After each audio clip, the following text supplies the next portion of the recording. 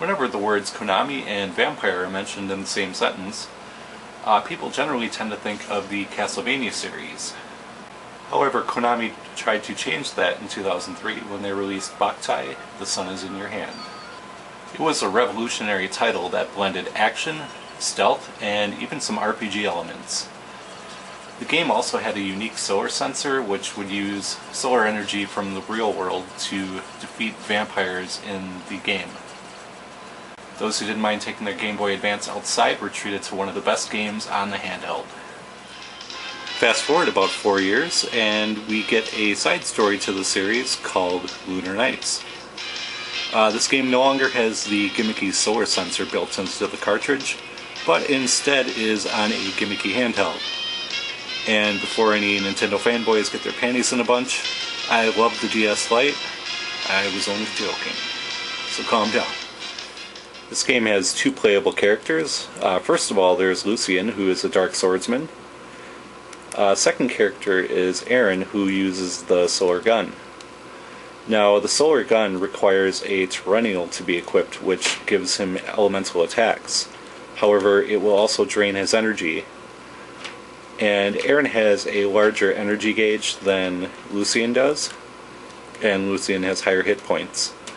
Lucian, on the other hand, however, does not need to have a Tyrannial equipped to use his sword. You can still equip them by hitting the left shoulder button,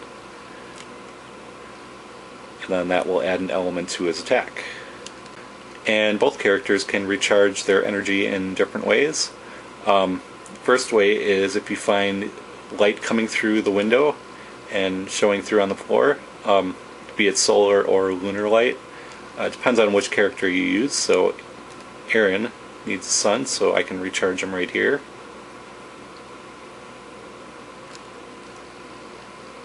And there is a day-night cycle in this game too. You can also restore energy by finding sun crystals, which will release terror bugs that refill both your life and energy gauges.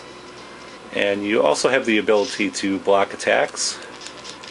By hitting the B button, you'll raise your shield. There is also a trance gauge underneath the life and energy bars. And when this is filled, a little touch icon will appear in the lower left corner of the screen.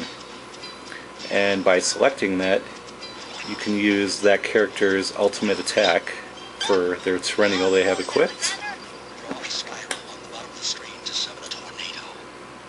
And they usually have special instructions for each one. This one, got to use a stylus and make a tornado.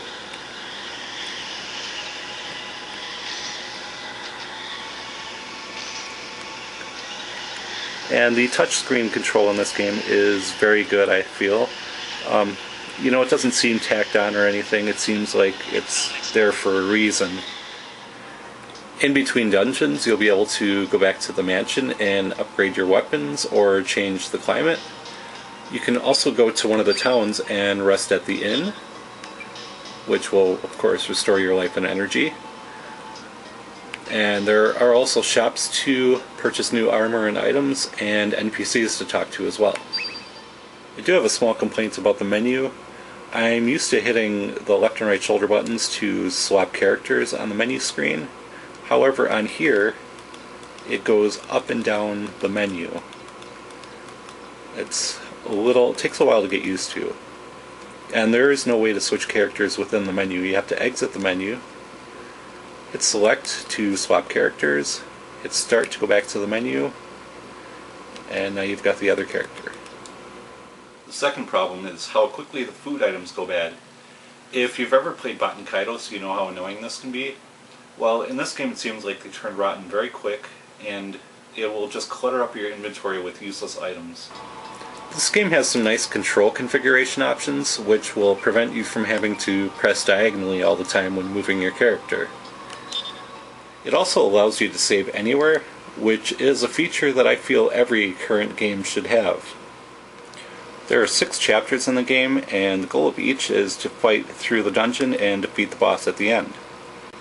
Then the boss gets packed into the casket rocket and sent to the Sunflower satellite out in space. Once you're out there, you'll have to battle enemies in a shoot-'em-up stage. The ship is controlled by dragging it with the stylus, and you can fire by tapping the screen. And some of the enemies do have elemental weaknesses, so terrennials will have to be changed from time to time. After defeating all the enemies, a boss will appear. And once defeated, the Sunflower's pure effects will bathe the enemy in pure solar energy, which will destroy it for good. Alright, that's my review of Lunar Knights for the DS. Great game to add to the collection. And thanks for watching and subscribing, and I will see you next time.